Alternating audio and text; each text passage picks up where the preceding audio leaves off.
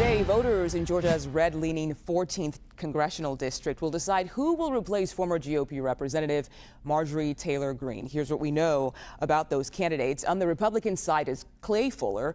President Trump endorsed him. He is a district attorney and Air National Guard colonel. Then there's Democrat Shawn Harris. He's a former and retired Marine Corps general.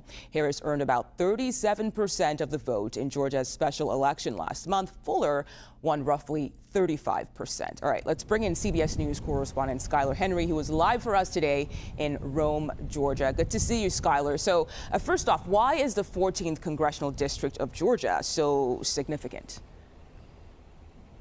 Yeah, well, several things. Namely, this could certainly serve as a bellwether, so to speak, for what we see in November, especially considering the fact that this is a district, a ruby red district, in fact, that for some time went to the now former Congresswoman Marjorie Taylor Greene. Obviously, once she decided that she no longer wanted to serve, that brought into question exactly who all is here in this ruby red district that includes some parts of metro Atlanta, but also goes all the way up to just about that Georgia-Tennessee border. So we have been speaking with voters about that.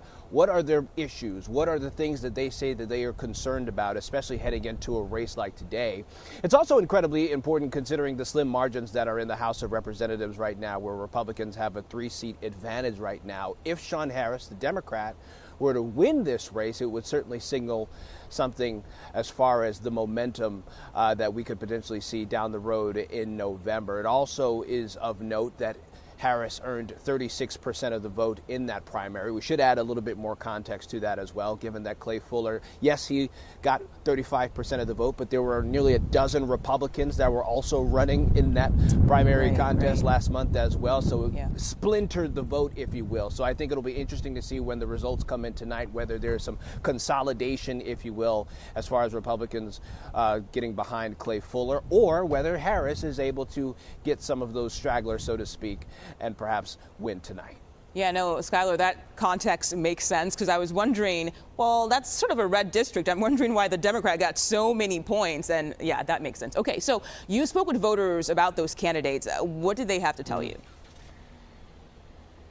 Well, it's an interesting thing, too, Mugo, right? That momentum that Harris has. So much so that we saw the former Transportation Secretary, Pete Buttigieg, come down here to Northwest Georgia following the results last month.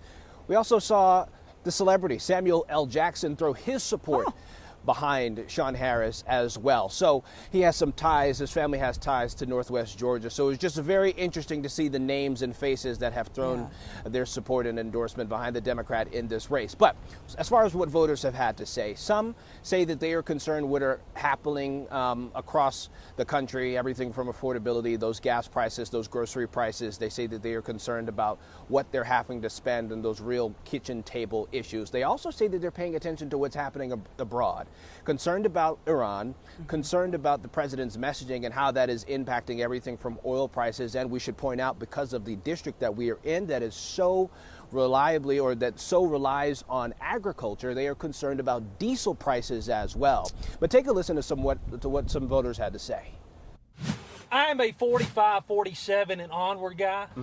Where he says to vote for, that's who we're going to vote for. So Clay? Yeah, absolutely. I've never been one to vote across party lines, but this is even, to me, more important now than ever, is to see what the person, the candidate, has to say, as opposed to what party he's representing. Something else that has continued to come up with the half dozen or so voters that we have spoken to just today, there is really a conversation surrounding decency, which is interesting.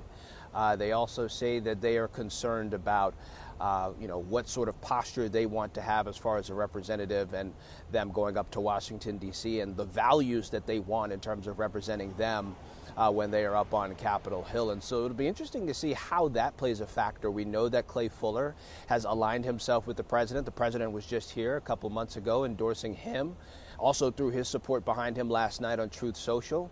Clay Fuller has said that he is an America First candidate and also says that he will walk in lockstep with the president. Will that have any sort of sway on the voters that we'll see here tonight? But obviously, we'll all have to wait and see once polls close and what the results we'll see. The other part of this, Mugo, that whoever wins tonight will literally have to do this all over again starting tomorrow, because remember, the primaries happen here next month. Right. So that this is very much a marathon, not a sprint, so to speak, in terms of this race here in Georgia's 14th district. It certainly seems that way. Skyler Henry, thank you so much for your time today. Appreciate it.